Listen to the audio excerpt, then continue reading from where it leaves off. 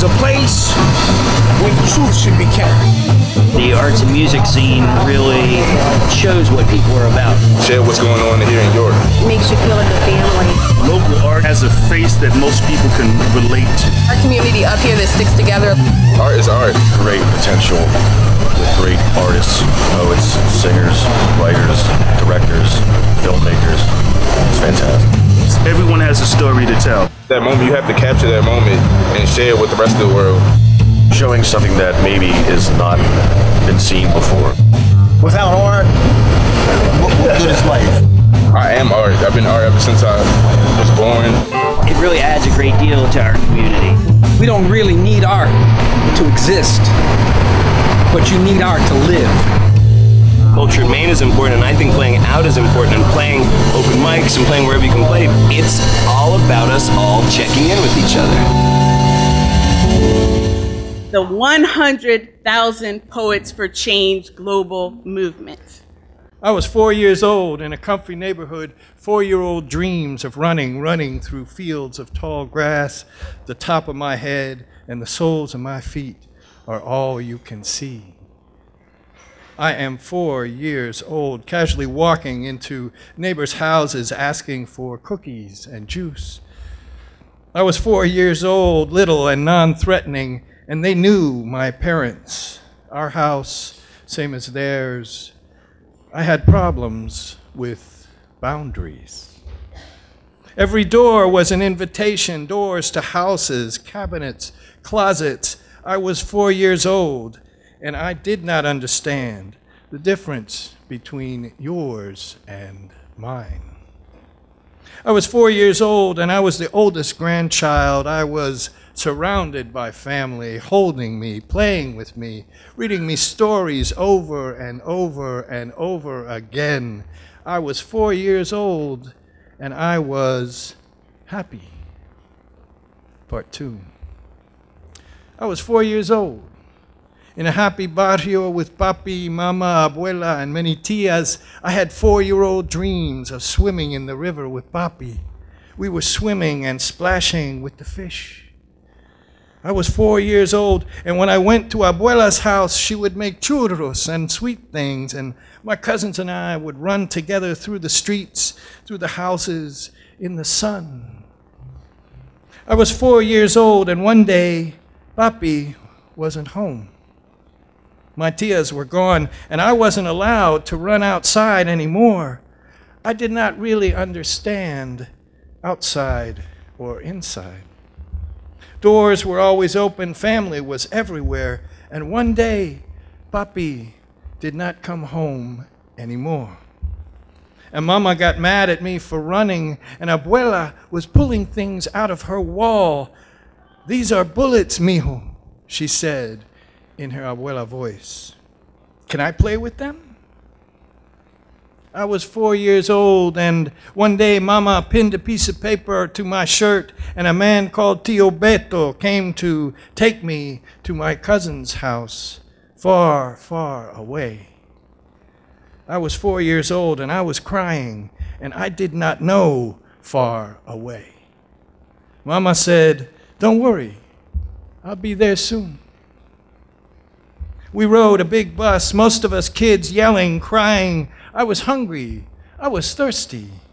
It was all dust and sun. I was 4 years old, and we met a big white man with a gun. He said, "Where you from?" I said, "My house." The man with the big gun said, "You're going home, boy." I said, "Good. I miss my mama." But they put me on that bus, and I never went home. I went to another house, and I couldn't find mama. And I'm 4 years old, and the big man with the gun told me I was going home. I am 4 years old, and I am alone. In the place, it is Iyaya Isoki. Hey, brother. I want to talk to you before you leave. I know you're leaving for good, but before you go, I need to speak with you. Please give me a moment of your time, if you would. I know. You need to roll out, and I can hear them calling you, but if you could just take a moment to speak with me. See, I need to ask you some things, clarify a little. It'll just take a moment. I know it seems as if you don't, and a moment can mean an eternity to a determined man. Why are you still standing? Take a seat. You look nervous. Relax. Let me see your hands. Yeah. You know, I used to love these hands. These hands have held me up when relationships and hardships have gotten the better of me. These hands have curled into perfect fists to shelter me and relaxed and comforting me. These hands have protected me, projected for me, used to text me to check up on me to make sure I was okay. You'd wipe my tears away with your very own hands. You were my surrogate man, inside jokes. You broke up fights and mediated madness, alleviated sadness, stood in command with your very own hands. These hands. These hands I used to call on with admiration. You were the architect who oversaw my life's construction, so tell me why these very hands were the purveyor of destruction. Tell me why these hands collapsed together in anger and indignation, why these hands, praying once 5 times a day, wasted away the life of those that these hands held closest. What psychosis inflicted upon these hands, which held your own son, took the sunlight from my eyes and the lifelight from your wife and her brother, my lover, and why these hands will never hold nor help another. Tell me why these hands put the finger on the trigger. Tell me why these hands reduced you from a righteous man to a common nigger. I need to talk to you. I need you to hear me clearly. You left travesty and pain in your wake. You were my friend who would never take from me, but these hands that I admired so, these hands that I loved so, these hands that I depended upon took my life apart. 12 bullets for your anger, 1 deadly shot to my heart, and I'm flatlining from pain.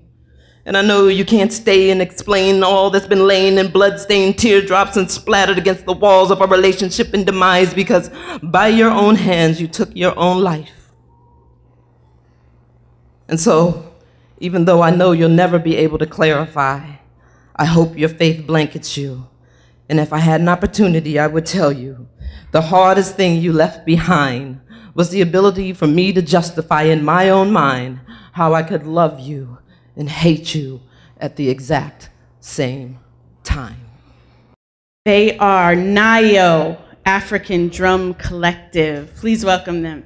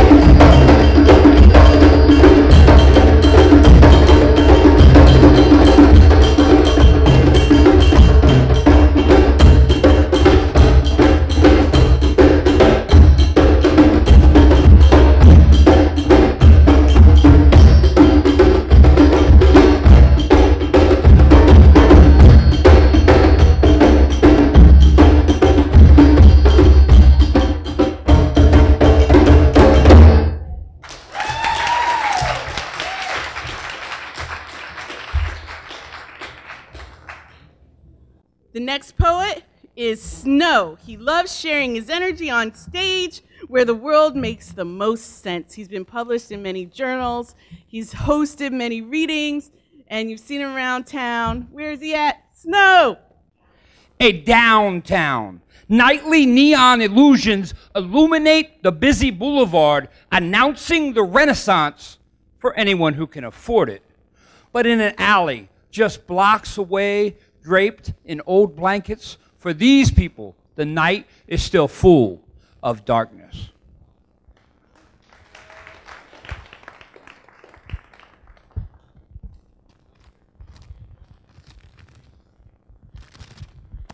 My page is stuck to my book. Yeah. All right, so I got this piece I'm going to read, but I need your help. Y'all going to help me? Y'all going to help me? I know y'all can do better than that. Come on, we ain't playing. This night is not going to get any younger. Here we go. Can y'all help me? Okay, so here's your part. Your part's real easy. When I go like that, you say poeting. Let's try it. Oh, that was pretty good. I think y'all can do a little better though. One more time. Okay, here we go. So like, over glasses of wine or mugs of beer, trying to find out if slams are real important over plates of wings. We held the mic only moments before reciting or reading, doing that thing. The piece we shared changed many times, tweaking every word, switching lines. Y'all losing it, y'all losing it. Come work with me. We got 2 more stanzas. Y'all can do this. Help from a friend who read it aloud, creating flow to make it sing. Created from a dream, an idea, a prompt, or a feeling. Yeah, it's all poeting. And thank y'all for working with me. Thank y'all, thank y'all. We don't always think about the poetry in the Bible, but it's there. And if y'all know, this tonight is about change. Well, it's about celebrating the Wordshop, right? All right, so here's it real quick. A typical way that writers make it to the stage is they write in the closet, they write at their house, they write forever, and then somewhere along the way someone says, you should be reading that stuff out. But that didn't work that way for me. A friend of mine was going to the Wordshop to pick up women. I don't know how that worked for him, but my wife was going to give him a ride, and so I met him there. And when I went there, they were reading, and Nate asked some questions, and I had answers. I'm like, how did that happen? And the main thing that happened was they were like laughing and clapping, and like, this is really shallow, but I wanted them to laugh and clap for me. So that is how I came to the Writers' Wordshop. And the other thing we got going on tonight is Poets for Change. And when I want change, I think of Paul. We forget that Paul was a writer, you know. All right, so I have it in the Bible here in case I lose it, but I think I got it memories, and this is a good way to wrap up this little set. Thank you so much for tolerating me. Here we go. Finally, brethren, whatever is true, whatever is honorable, whatever is right, whatever is pure, whatever is of good repute, whatever is lovely, if there's anything of excellence, anything worthy of praise, dwell on these things. I have been writing poetry since I was 14 years old. Got my inspiration from my brother, Sam, who loved to write these long, lovely love letters. He had a habit of leaving them on his desk, and I'd slip in and I'd read them, introduce myself to the metaphors that he used, the methodology. But poetry for me, quite honestly, is an expression of self. It comes from the heart. There's no such thing as a bad or a good or a better or a worse poet. It's how you express yourself. And I just want to say, getting started, that I want to congratulate Nathaniel Gadsden my friend, my pastor, for the work he's done and for the inspiration that he has shared throughout the years, because it's through his genius, his hard-working work ethics that has continued to create hundreds of new poets. All of these laureates and people who have reached such high esteem can give credit, some credit, to the existence of the Writers' Workshop. So thank God for you. Thank God for what you've done.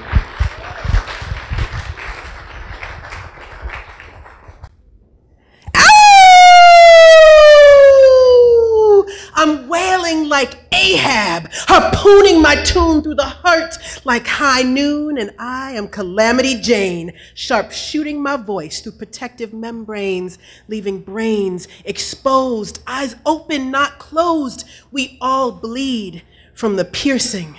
We're left naked from the fleecing, but I would rather be bare than be a sheep.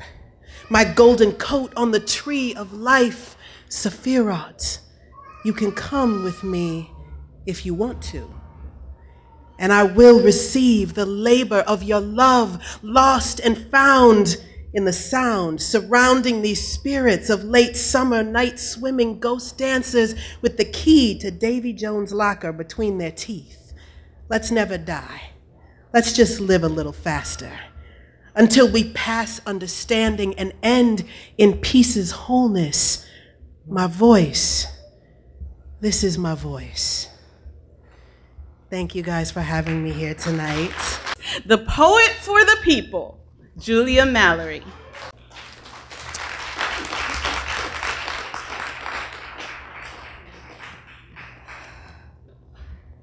This poem is called Scenes from a Prison.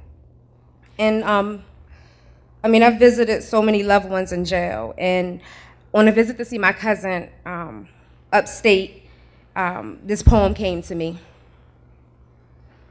And anybody who's ever been inside of a prison, it's a very peculiar, that kind of goes without saying. It's crazy. Scene 1. In your gray uniform, pale as the winter day, you joke with my cousin and I that somehow she reminds you of Tina Turner, and you sing off-key, off lyrics of tiny dancers, and we correct you, it's private dancer. But as I stare you in the face as we await the arrival of your comrade in corrections, I imagine what it must be like to live on the fringe of a middle America mindset, shaped by the closing of factories and mills. So instead of working in a mine, you dig your heels in the back of captives, prisoners of circumstance, most of them Black and Puerto Rican, and you still can't get used to saying it. The Puerto Ricans told you they weren't Mexican, and the Dominicans told you they weren't Puerto Rican. And as you wave the metal detector wand over my underwire for the second time with my arms crossed, I daydream about waving a wand and turning this prison, this vessel of brokenness, into anything except the cemetery of deferred dreams with gray tombstones and flowered barbed wire. Scene 2. I prefer non-contact visits to these pretend moments of comfort.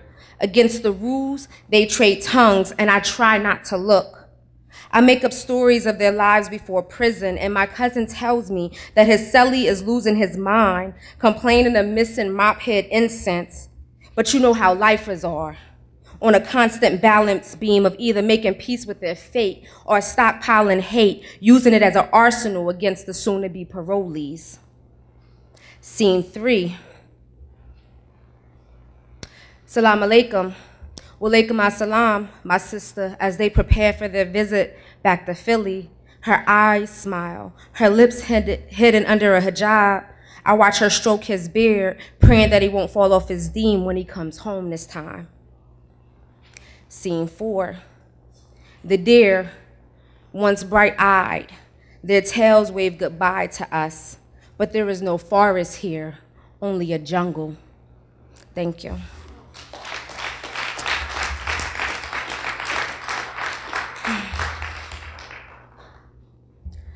This poem doesn't have a title. I wrote it after, I'm sorry. I wrote it after my family experienced the loss due to suicide.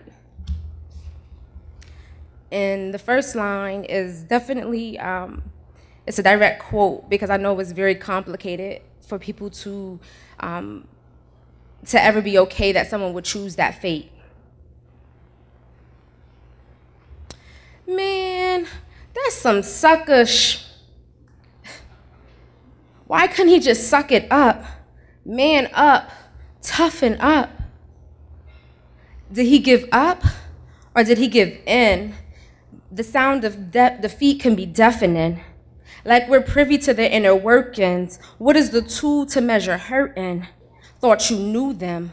Perhaps it was the illusion that they divvied out. To steady the judgment, we ask for normalcy in the face of their storms. Please don't tell me that you would think of killing yourself. The period at the end of a life sentence. Please don't tell me what you're thinking if it's too ugly for me to bear. But I care. I care so much that I will cloak you in a better version of you. A you who would never consider the noose of permanency. We promote strength like it's currency, like it buys peace of mind, like it can buy a peace of mind. He wasn't in his right mind, the barometer of normalcy. When the demons come calling you by your first name, and your soul is so heavy that you just want to rest on the reaper's pillow, where can you go? He chose to go home. Thank you. Dr. Maurice Henderson. There was something in the water. And how do you want me to say it? How do I say murder, murder, murder? Were you there? I was there. See, there was something in the water. Whoosh. So many of them went in. See, it's true. Some of them were white. Many were Latino migrant workers, but most of them were African American. So how you want me to say it? How shall I explain it? There was something in the water. So now I'm standing 2 feet in the water. And this man with a walker was trying to make himself through the water. And the water rose to his ankles and nobody came. And the water rose to his waist and nobody came. There was something in the water. And the water rose to his shoulders and nobody came. And I could hear that man say, please, please, somebody please save me. And nobody came because nobody knew. And I watched the water go above his head. Whoosh, go through, go through. And nobody came because nobody knew. How come they did not know? There's something in that water. So now I'm standing. I'm standing in 4 feet of water. And this woman in a wheelchair who reminded me so much of my great-grandmother born in 1898. She was trying to make it through the water. And the water rose to her feet in the wheelchair. Nobody came. The water rose to her knees. She was in the wheelchair. And nobody came. The water rose to the wheels. And nobody came. How come they did not come? And the water rose to her shoulders. And nobody came. Then I saw bubbles protruding from the water. And that woman that reminded me of my great-grandmother born in 1898, she became that something in the water. So how am I going to explain this? But murder, murder, murder. So now I'm standing on a block. And the block is 6 feet high. And I look out into the water, and I hear a mother's voice standing on land says, "Somebody, somebody, save my baby." And I looked into the water, and there was a baby tossing and turning in the water. So I stepped out on faith and I grabbed that baby. And that baby wasn't breathing. I brought the baby back on the block, held that baby in my arms, said, "Hey, God! Hey, hey, hey, hey, hey!" Boom! And that baby started to breathe. And the mama passed out. But see, I can hear so many more voices. There was mama saying, "Save my baby." And I went back into the water. 1 time, 2 times, 3 times, 4 times, 5 times. I couldn't go back into the water again. I couldn't save the babies. So how do I explain it? It was murder, murder, murder. I will fight no more for this country forever. I will fight no more for this country forever. There's something in the water. Wade in the water. Wade in the water, children. Wade in the water. God needs to cover the water. There's something in the water. Wade in the water. Wade in the water, children. Wade in the water. God's gonna cover the water. Wade in the water. Wade in the water, children.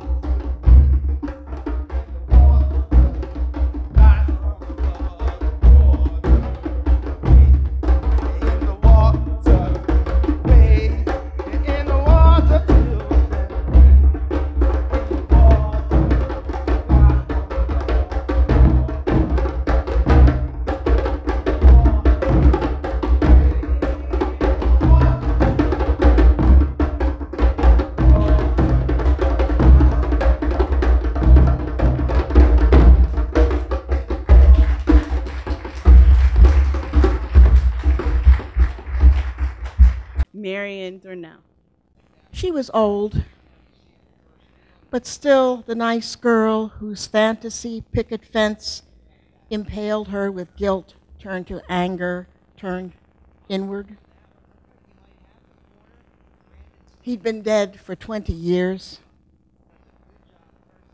Her mental health record described her as an elderly woman in her 70s, given to episodic bouts of depression and thoughts of suicide. 100 years ago, we'd have called her lunatic. In the hospital, she painted sad pictures of shadowy cottages with closed doors and windows, and fall gardens losing their blooms. When she got stuck in the past, we nurses tried to turn her to the future, took her on outings to her home where she planted bulbs for a better spring. She was raised to say please, thank you, not to let her slip show. But she suffered that lifetime of love at the edges. Their times together, the center of her being. I wonder if he was kind. I wonder what she knew of a picture-perfect marriage that soured at the edges and collapsed in the center. She was his invisible healer. In secret, they stacked their milestones. The night he died, she couldn't see past their shadow to the moon. While the widow grieved her passage well, the mistress got crushed by mile-high stones, haunted by being the unknown other.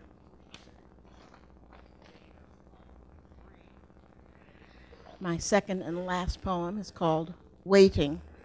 And for those of you who went to Penn State or had friends or children who attended Penn State, you may be familiar with the Penn State Environmental Center called Shavers Creek.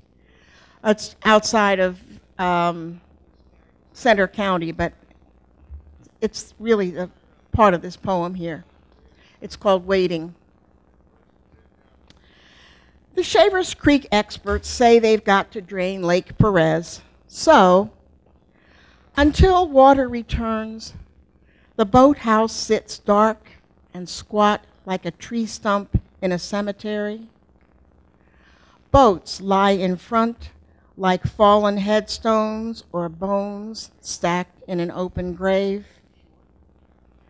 Now, no water glistens from brown bumps, floating arcs breaking the surface just enough to tease the observer. What was that? Muskrat? Snapping turtle? Call 863-2000 for the word on Lake Perez. I bet there's a website too, but can they explain what happens if wind arrives to find no water skin to dimple? Will she blow hopes and dreams away instead? Where will moon rest without her rippled lounge? How will we know if Goose has passed over without water to ferry his feather ashore? When trees blaze in half their glory, how will we know that autumn is real? Until water returns, believers gather still at the murky shore, seeking totems worth more than gold. We wait with memories and dreams, hovering phantom dragonflies stalking secrets that never left. And we fancy ourselves standing at the bank, howling for moon to return and hope that with her will be mysteries that we'll never see, but long for while they're gone. Thank you. It started happening moments after the "your battery is dying" chime sounded off in my coat pocket.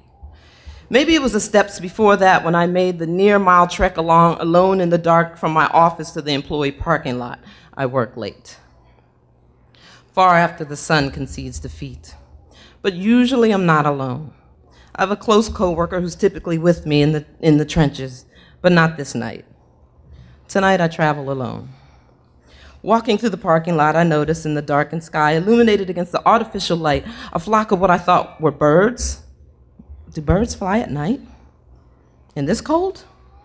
There were so many of them flying in a solid circle. They looked lost, like they didn't belong. And I know that feeling. I'd forgotten my headphones at home, so there'll be no soothing sounds of a Spotify playlist to walk me to the bus stop. But I don't mind the silence. There's too much noise at work, and I sometimes prefer the calming quiet of the night. It is below freezing, but I'm bundled. I'm wearing the coat he bought me 3 years ago. It's warm, a bear hug. My phone is buzzing, battery icon displaying an exclamation point. How did I forget to charge this thing? Mobile death is imminent. The number 7 lumbers up to me and the mouth of the bus swallows me. Thankfully, it's not crowded. City noises don't bother me. It's the incessant talking that minds my nerves. Random faces wasting words on worthless themes. It bothers me. Overheard conversation, exercises, and banality. This world lacks intellectual discussions in favor of the inane. It's all jumbled now. Every turn is twisted. I'm on my own. Spit out at Broad in Oregon, I hit the train and ride to Walnut Locust, and I hop the 21. This bus is crowded. Can I get a window seat? Don't want nobody next to me. I grab a window seat, thankful to be sitting alone. This is a short-lived reprieve.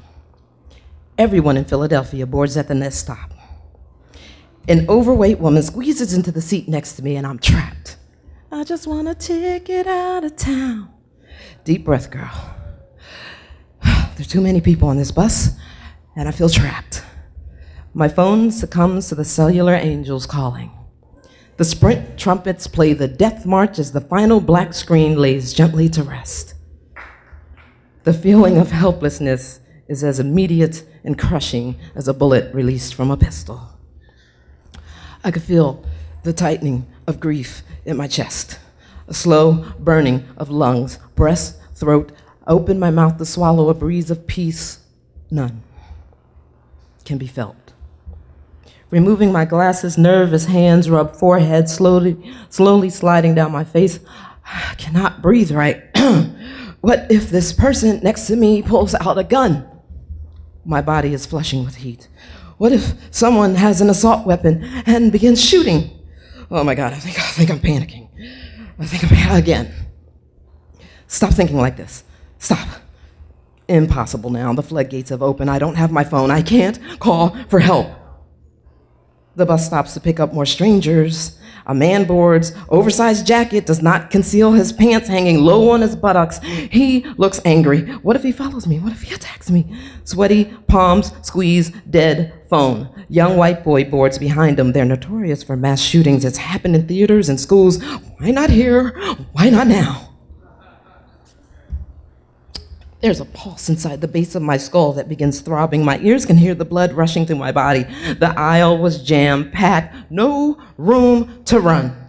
What are my chances of climbing over this behemoth woman pushing me up against this bus window? Oh my God, her thighs touching mine. What if she just pulls out a gun and puts it to my head and pulls the trigger? What will be my legacy? I'm not ready to die. I'm not ready to go. I have too much to do, to carry out, to strive for. What block is this? Why does it take so long to get home? Why am I on this bus? I should just be picked up from work, protected, in a relationship. I should not be alone.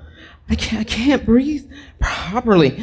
I'm sweating beneath this heavy bear coat. Why would he buy something so extravagant? What block is this? I can't see out the window. I have to get out. I should have just hailed a cab. I'm going to be sick. I'm going to be physically ill. I just want a ticket out of town. The moment my distraction powered down, I felt left with nothing but rapidly moving thoughts. I feel as though I'm going to give in to the pressure, pushing the deep breath down inside my chest, preventing me from breathing easy. This constant undercurrent is not fear.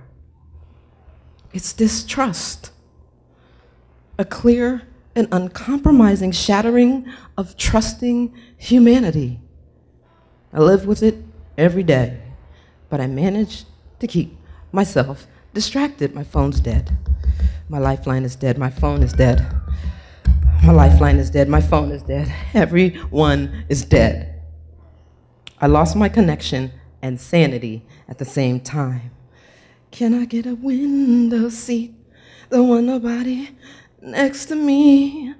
I recognize the corner near my house, my stop. I pull the yellow wire, and my silent plea to get off this rolling death trap is granted. This is to be my life from now on? Afraid of imaginary acts of violence? Suspicion and distrust of everyone I come in contact with? This was not my life 4 years ago. Things are different now. I'm different. I think, act, react, and feel differently. Nothing is safe. No one is safe. I see, think, and hear nothing but danger now. I'm reluctantly deposited into the quiet streets of West Philadelphia, and I begin my short trek home. 4 years ago, the security of my right mind was deployed into an enemy territory where those closest to you are capable of cold-blooded murder. In one moment, in one day, in one phone call, I learned that anyone can do anything to anybody, and nobody can stop it. And that sticks with me. It stays with me. I cannot shake it. I cannot remove it, peel it off, or shirk it. It's like second skin now, this feeling of jeopardy. My hands shake as I get the key into the lock. Once inside, I lean against the door to my sanctuary, gripping keys to chest, eyes squeezed shut. Inside the comfort of my home, my body temperature and breathing slowly return to normal. Although I cannot stop it, I'm aware. I carry internal remnants of a worn-torn psyche. It's only triggered when I feel open, vulnerable, or helpless.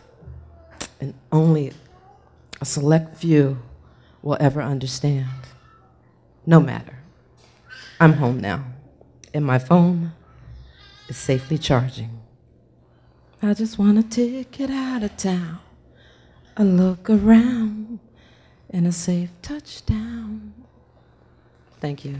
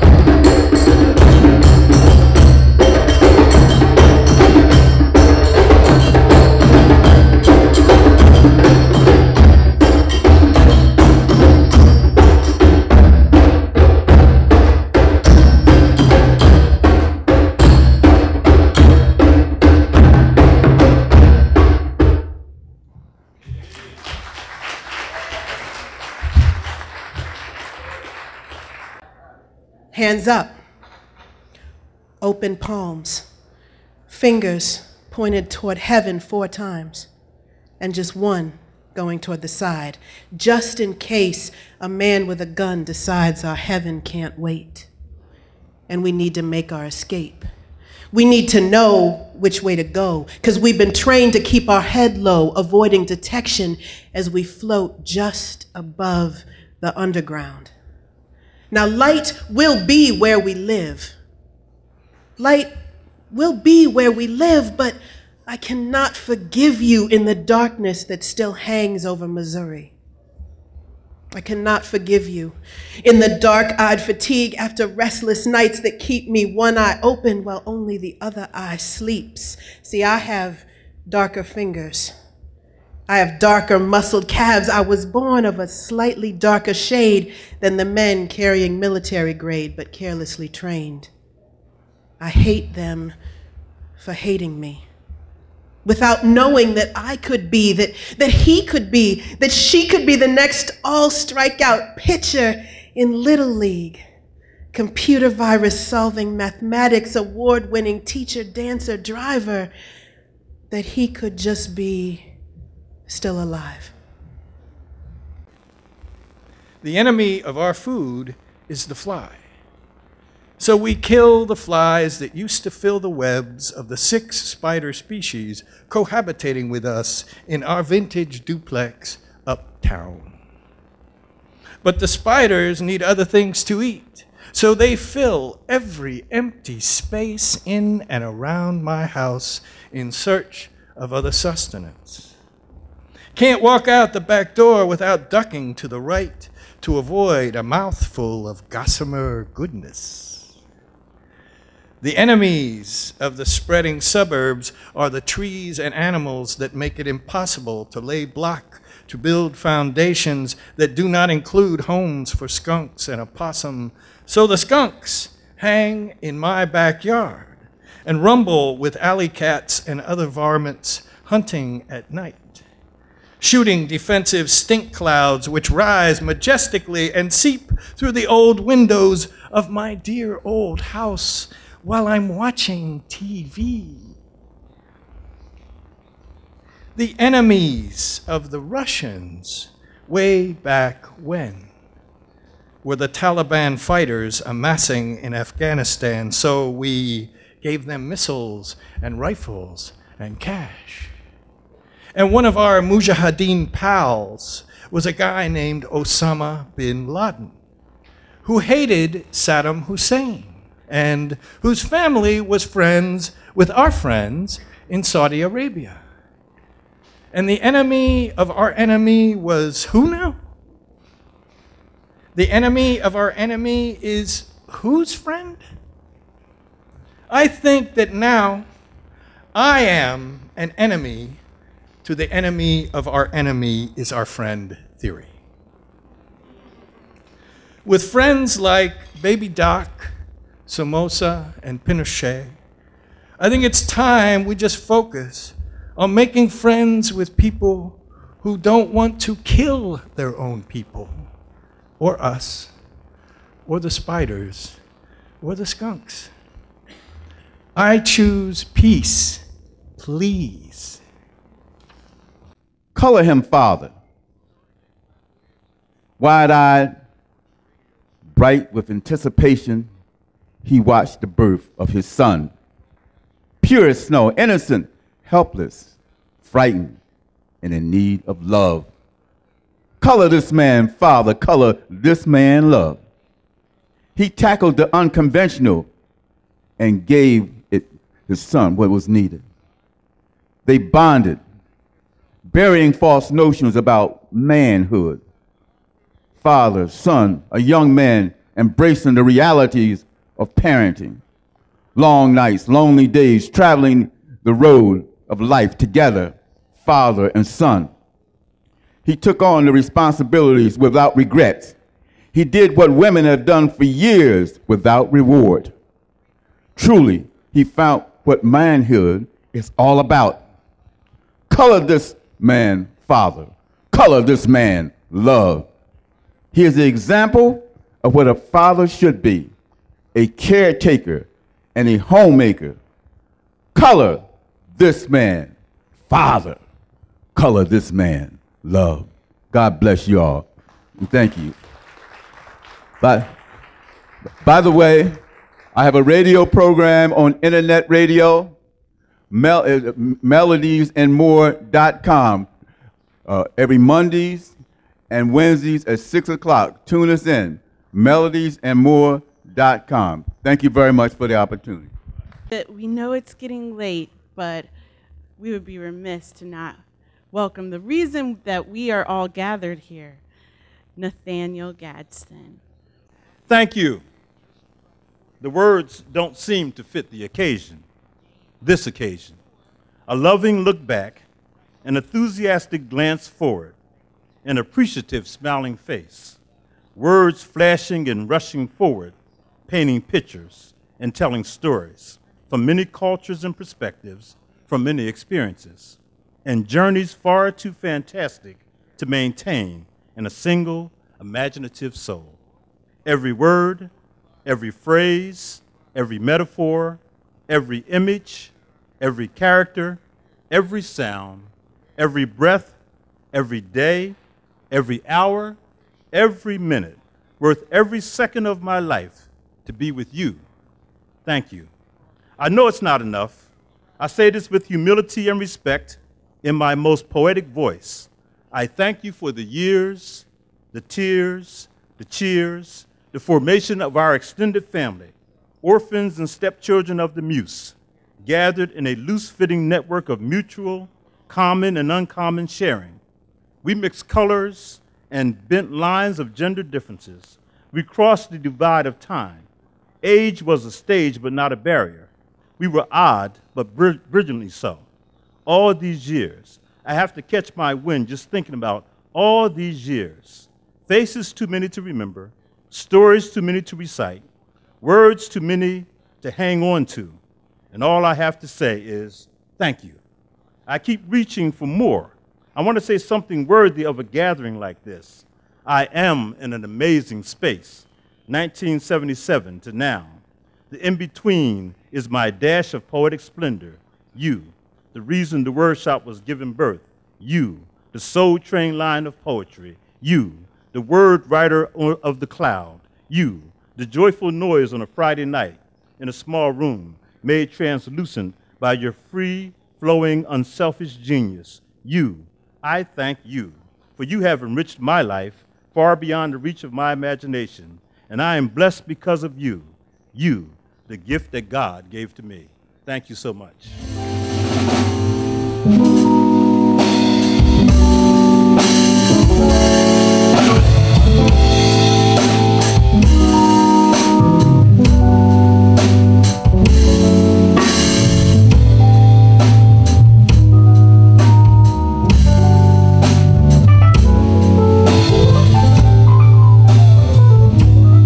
Excited about this. I love the atmosphere. I just want to know more about it.